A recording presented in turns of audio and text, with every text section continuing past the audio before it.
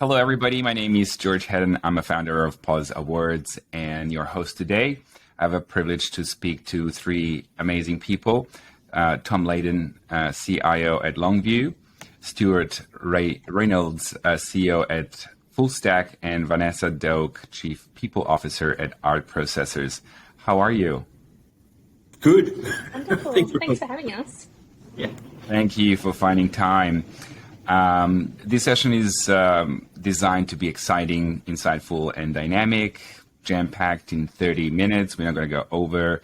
But to keep that in mind, you can answer all the questions or see how we go, but I'll keep a track on that. And to start with, I would like to ask you to introduce yourself a little bit. So who wants to start first?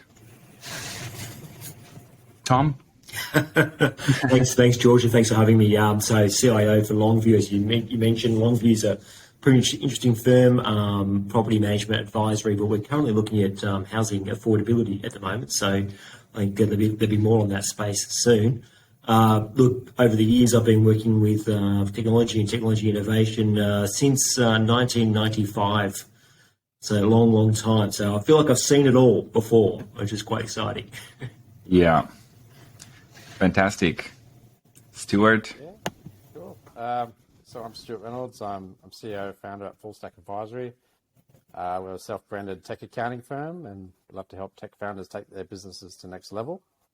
Bit about me, I'm a third-generation accountant, but I don't know if that's a great thing. I've always had a passion for tech and studied commerce and science at uni because I was inspired by those folks. Combining technology with healthy businesses and that would change the world. Since then, I've worked for many years in different accounting firms, and from very small to large, and I've been able to see firsthand the finances of successful entrepreneurs in terms of seeing the struggles and the challenges that they face. And I'm pretty privileged now to help founders across a bunch of different ways, from mentoring to diving into cap tables, from government grants, and we've published a whole bunch of articles serving the tech ecosystem. And we've done a whole dozens of workshops and even some angel investing, which is quite exciting. I've also had a bit of an artistic bent. I've built over 7 websites. I've played in bands. I've done a bit of electronic music. And whilst the music industry isn't commercial as it once was, it's been able to see this, being able to see this creativity and reinvention in the tech scene, that is very fulfilling for me. Exciting. All sorts of skills there. Vanessa, how about you? Hi, so I'm the Chief People Officer at a company called Art Processors. So I oversee everything people and culture related. Art Processors is a experiential design and technology company who build very fun and creative things for organisations in the arts and cultural sector. So museums, galleries. If you've been to Mona in Hobart, that's probably the best example of experiencing the type of things that Art Processors does.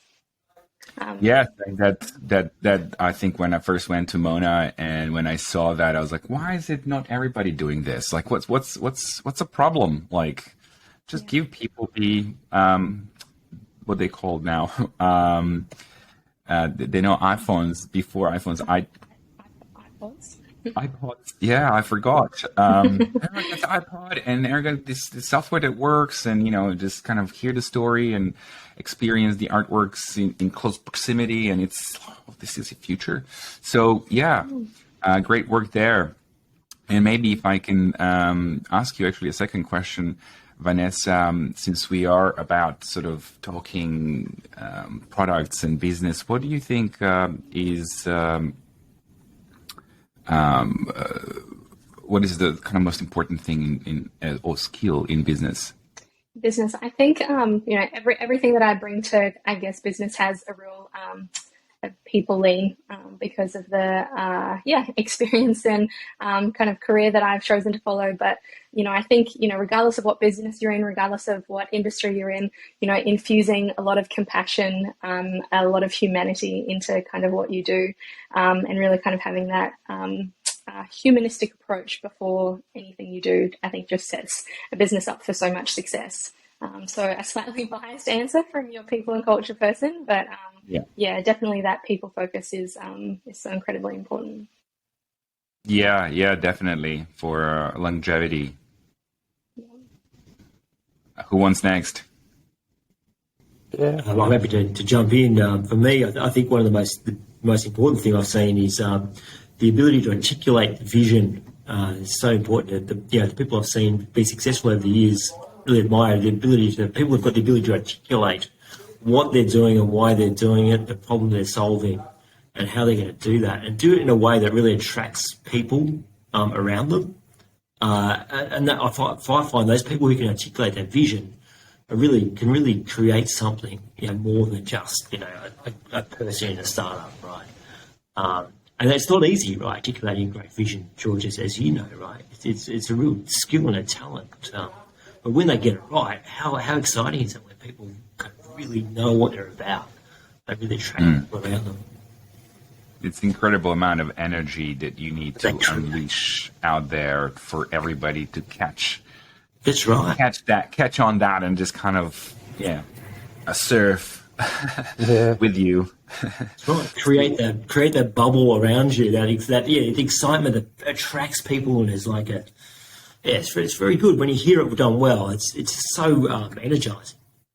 Yeah. Yeah. That's right. That's right. That's right. It's addictive. Addictive, yeah. Stuart, how about you?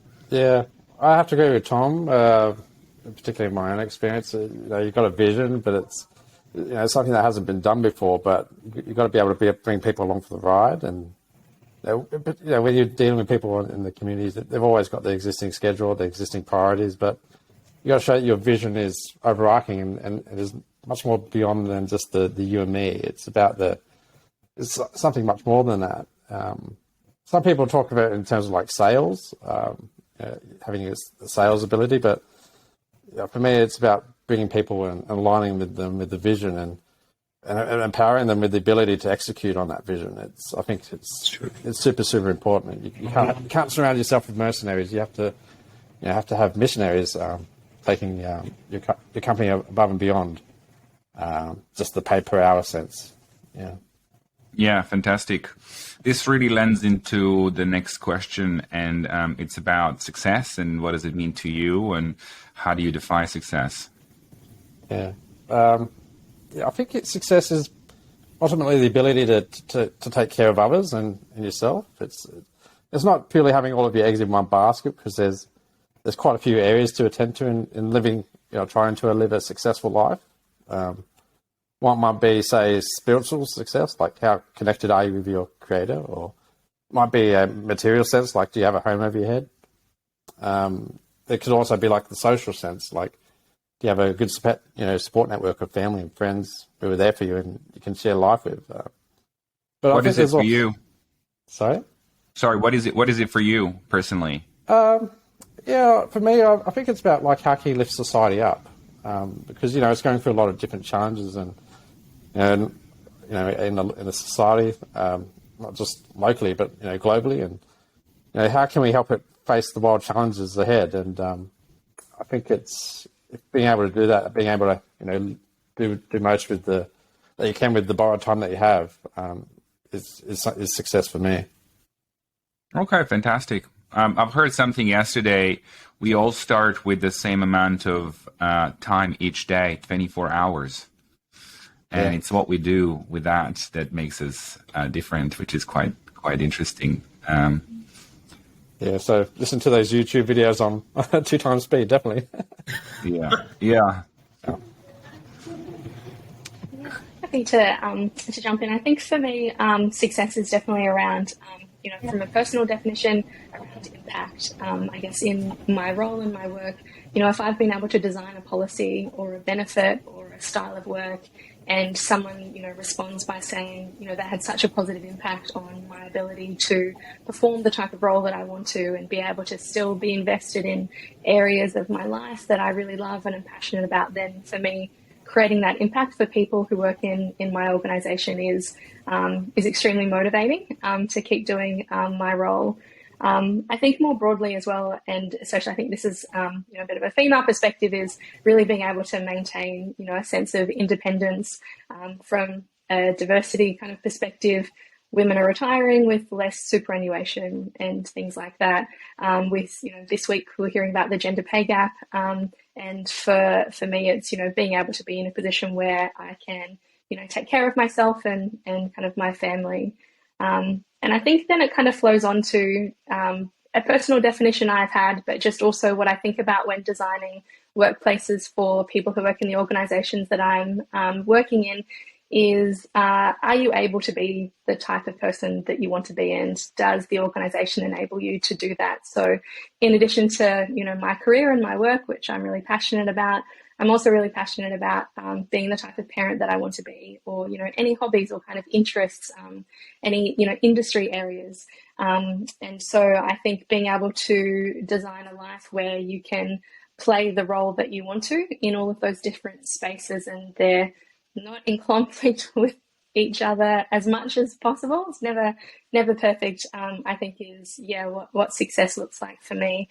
And really excited about the categories in the Pause Awards around, lifting up and elevating businesses that have had incredible impact both for their people, but also in the broader community as well, and really uplifting women in business, because still a little bit of underrepresentation there. So I'm very, very excited to see the organisations that are doing great things in those spaces. That's great to hear, Vanessa. You're in an incredible opportunity in position that, not only you're thinking about creating success and what success is for yourself, but you're in position to enable other people to live successful lives, and you're impacting in your company everybody that's employed, and making sure that everyone's feeling safe and happy and try to be their best, which is great to see. Definitely the goal. Yeah, amazing. Tom, how about you? I think Vanessa's articulated it really well, actually. And I feel like I've got very similar things to you, Vanessa. The first part for me is about contributing to a positive impact on society, and that's key for me. So the ability to have an impact, not just on a job or get paid or earn money, but actually have an impact on the society you live in, either in a local or suburban level, or in more of a global impact as well. I think that's really important. The next one behind that is not to sacrifice personal relationships through that journey. So to be able to actually maintain or even enhance personal relationships, be it with your family, your friends, your co-workers, through that space is actually part of that success for me. And again, that's really important to combine the two. So they're not sort of working in conflict, but they're actually working together to create that positive impact. That's a really insightful, and I feel like a bit hard maybe to kind of balance those out. So hard, right? So hard. That is the challenge. We can all dedicate ourselves to work, or we can all dedicate ourselves to our personal relationships. But how hard is it to do both at the same time? And yeah. Tell you what, I'd love to crack that formula. Yeah. Well, I need to talk to you more about this. I don't know the answer. Great. Follow on for that. Is there business advice that you once given, or something that you've come about from your personal experience that you give to people? Would you like to share a piece of that? Well, my one's simply hire the best people, and the people who are aligned to it and enhance the vision you're about. I think that's just the number one. The best thing you can do in business is hire great people. So that's simple. Vanessa, what do you say? I think something. That's definitely excellent advice. I think I was when I read this question, I took a more kind of like business / life advice that I got very early in my career that kind of always stuck with me. I think particularly again coming from that female perspective, the messaging around work-life balance, or you can have it all. It really, there's a big disconnect between what that actually looks like in practice and those very positive statements that you would get given. And someone explained it to me once that it's kind of like a wheel that has lots of different angles, and each part of your life is one slice of that wheel. But the rubber can only hit the road at one point at a time. And so in any given day, I might have been feeling stressed, but I haven't, equitably given time across every aspect that's important to me. And so having this sense of I'm not getting my, work-life balance right, or I'm not putting time into the areas that are important to me. But having that visualization of, well, at the moment, where the rubber's hitting the road for me right now is work. And I can't be kind of divided to be able to be across all those areas all at once. And it kind of gave me a little bit of peace to, not kind of try and work too hard against it, but to accept it. And the important bit is that the wheel keeps turning. So you're not standing in that one place altogether, but knowing that the wheel does turn, and at another kind of time or day, I'll be, investing time into another activity that's really important to me. So I think kind of reframing that idea of work-life balance and having it all was really helpful to me.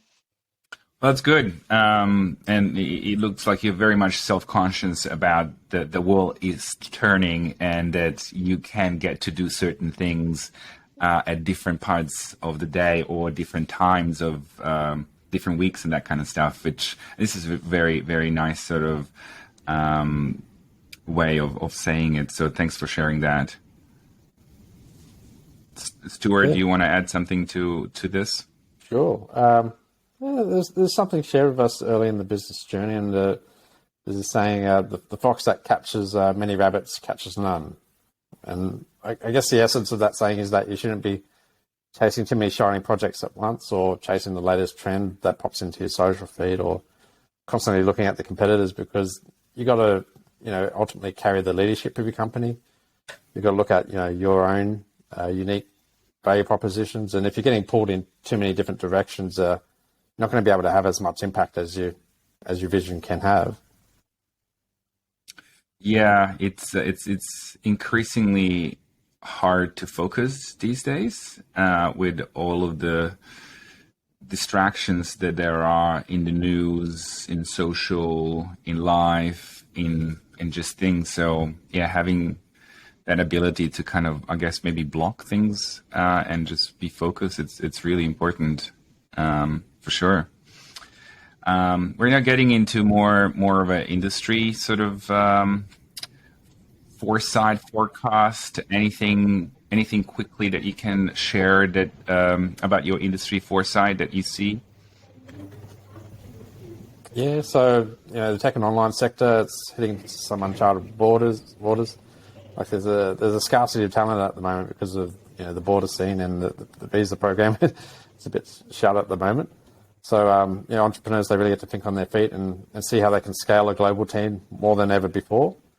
But I think that also provides extra opportunities because we're essentially a global village nowadays. And it's not the talent that you're after might not necessarily be around the corner anymore. We can look across different countries, different perspectives to help us build that global product.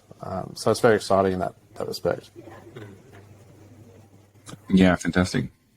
Yeah, I had a similar comment actually about that sort of ability to attract and retain staff. It's a huge challenge we're all facing at the moment, and I think the people who can crack that one, right? Be it through looking outside of looking globally or finding new formulas for employing staff. So not just throwing money at people, but finding new ways to engage and attract people. I think the people who get that right are going to win over the next couple of years. It'd be really interesting to see sort of that new dynamic of what an employer kind of, what does that look like, right? And what I'm hoping for is we kind of break it open, like we create these new teams and new dynamics that actually then create new tools and create new products for society.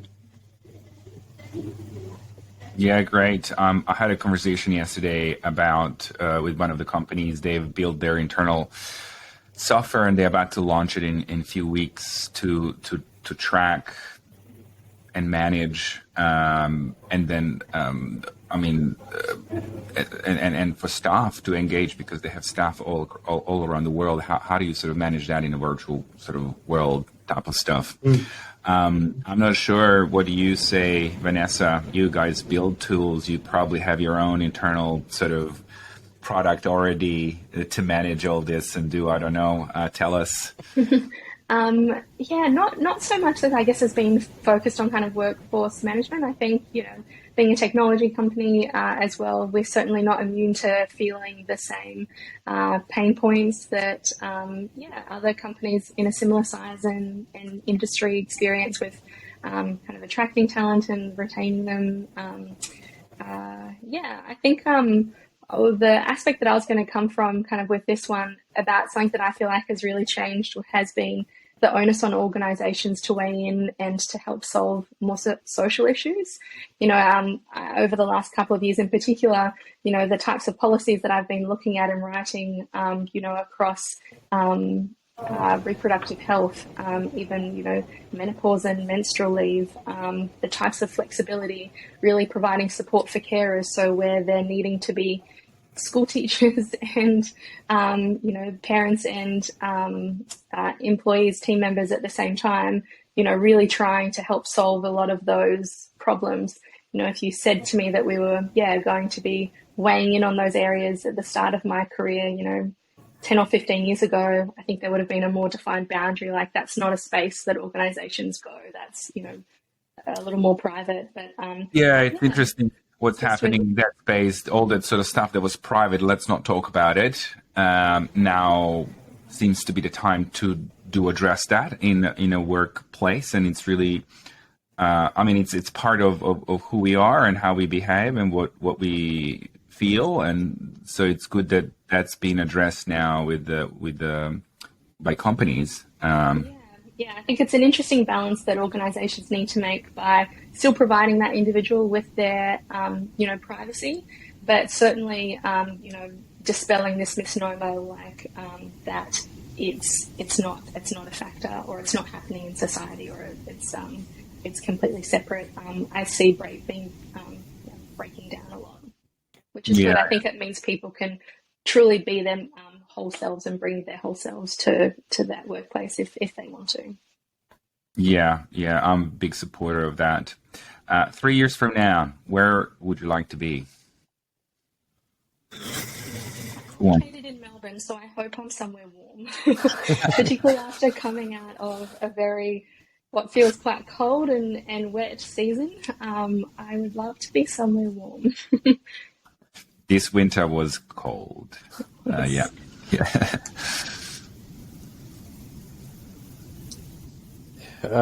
3 years from now, Stuart? I guess we'd love to see the work that we do continued overseas. There doesn't seem to be enough tech accountants at the moment.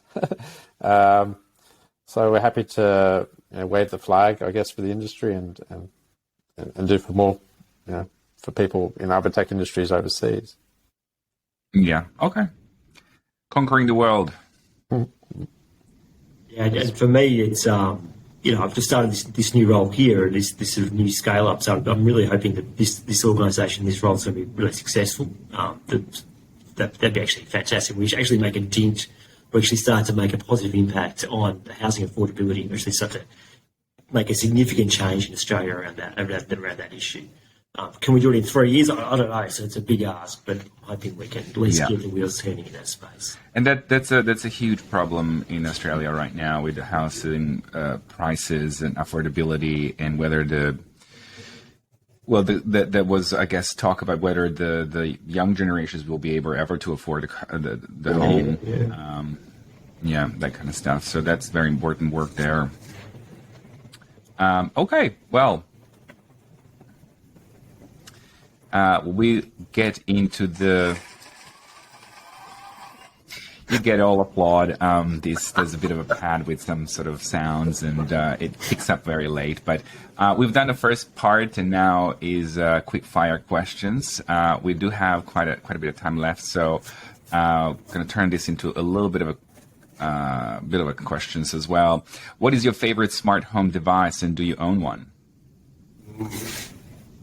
Yes, I do. I'm going to jump in. I do. We've got Google Home. The kids love it. It does all the homework for them, apparently. Okay. What's the answer to my homework? And then Google tells them, But just the joy they get out of just playing music and interacting with this device in ways that us older people don't really understand yet. It's just fabulous to see how they connect at that level. Fantastic. At home, we've got a... you go for it, Jeanette. Got an Apple pod. I love the seamless experience. If you're wanting to play music, you don't have to try and find, kind of Bluetooth to connect. You just tap it. You've got an Apple device, and then it all happens very seamlessly. So I found that very helpful. Nice. So go ahead, Stuart. Yeah. We've got a Xiaomi home robot vacuum cleaner. And it's not like the room bars where they go around in spirals. This one it actually recognises the floor plan of your house, and it goes up and down the hallways.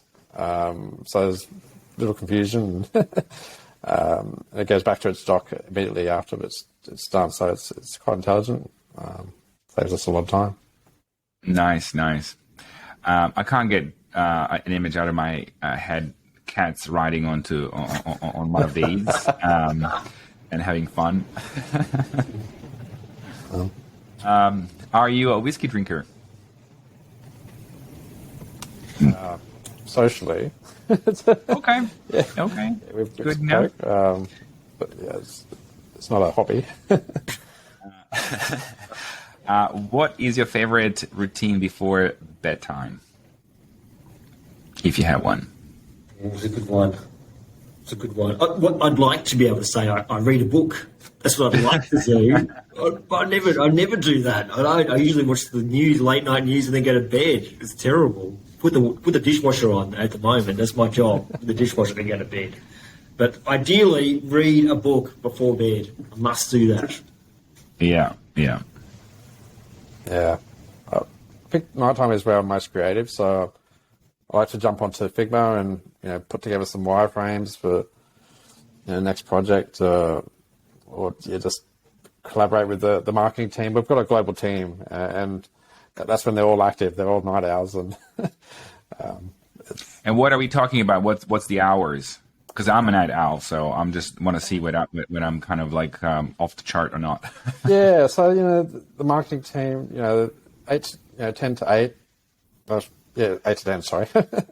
So anywhere in that time frame is when they're the most buzzy and active, and on the team's channels. So there's a lot of collaboration then.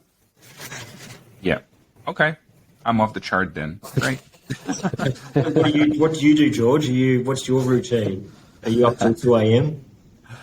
I am. Yes, I am. But I don't. I just do TikTok late night before the bed for some reason. I just want to make myself laugh before I go to bed for some reason, and I don't work till that time. I work till, if it's a really pressing stuff, I might, but usually 11 sort of thing. I finish. That's the latest these days. But yeah, I for some reason just kind of watch lots of things, which is not great, and I know that, but it's just trying to get out of the habit. There you go. I'm off the chart. Great. How many fuck-ups have you had in the business? Who wants to go first for that one, I could go first. Yeah, so we bought some land in the metaverse, Sandbox, if you know that portion. So it's 64 by 64 piece of land. It was not far from the Atari universe, so it had a lot of promise. But as you could probably tell, the NFT sector is pretty vacant at the moment, and there's a lot of people with empty plots of land online. Real estate in metaverse and in the real life is struggling. Yeah. I think that Stuart, that challenge of really early adoption. This is my story as well. You're really excited about brand new technology, and you really get on board, and you really lean into it, and you realise that just doesn't deliver to the promises. Just did not do what you hoped and dreamed it was. It's really hard to deal with that in the aftermath of the fact that you realise that actually you're wrong. In my stake, or whatever I was backing at the time just didn't work. And it's really hard, right? But that's how you learn, isn't it? Those cliches about you learn from your mistakes and blah, blah, blah. Well, yeah, it's unfortunately that it's true. I wish I didn't have to have mistakes to learn, though. I wish there was an easier path, to be honest with you. That's all good. Vanessa, do you want to add something to it, or we can skip to another question? Yeah, all I'd say is a lot. Great. Where do you get your news from? Do you consume news? I'd watch TV news. That's old school. I love the fact that it's on at a time, and it's on it's there when you choose. It's there. It's not on your phone all the time. So you engage with it, and then you disengage. And it's gone. yeah, exactly. As I used to do on the phone, you're always doing the news and doom scrolling or whatever. Which ain't healthy, right? So it's quite nice to see news on the TV. Although I'm a dying breed, I get that. Don't say that. There's a lot of good forums out there for news. Like, I love Forbes. That gives things, global view. I love. There's one that was recommended by Bill Gates recently. It's called Beautiful News. So instead of having doom and gloom, if you go to this website, there's these lovely graphs on how progress is being made, across the world. It's okay. Yeah, a sense of optimism. Yes, it's healthy from your news content. Vanessa, how about you? I probably like traditional as well. I like the ABC. I think they're a pretty good source. But in general, I think there's a couple of outlets, I'm not going to remember their names, but that do kind of like quick podcast type 7-minute updates daily. And I love that as a kind of quick, digestible, be across kind of current activities. Fantastic. And just very short answer now. It's the last question. We've gone a little bit over. That's okay. But I really wanted to ask you, what does hybrid work mean to you? I know we could sort of have the entire session on this, but give me a one sentence type thing. I think it's being able to work asynchronously. So you don't have to be in the office, but have the same schedule, but you have the systems and the processes to allow you to do that. Yeah, I think mine would be fairly similar. For me, hybrid is multiple locations that you can kind of work from, whether that be in an office or from home or somewhere else. But I think the thing that makes that work is the foundational pieces to make it a seamless experience to work from a variety of places rather than a real frustrating one where you're needing to pack down, set up, and things aren't kind of working. Yeah. I don't think we've settled on what it is yet. I think we're still exploring it. Is my view. I haven't seen it. I've seen all of it come together and then dissipate and come back together again. And some parts work and some parts don't. And I think we're still exploring at this point. In the process, definitely. Well, thank you so much. This was really great to chat to you all. Give us a little bit of insight of who you are, what you think, and what you believe in. And it was really great. I'm also very grateful for you to be part of judging team this year to help us out with all those incredible entries. So thank you very much for your time. Thank you, George. Thank you, George. Thank you, team. Great.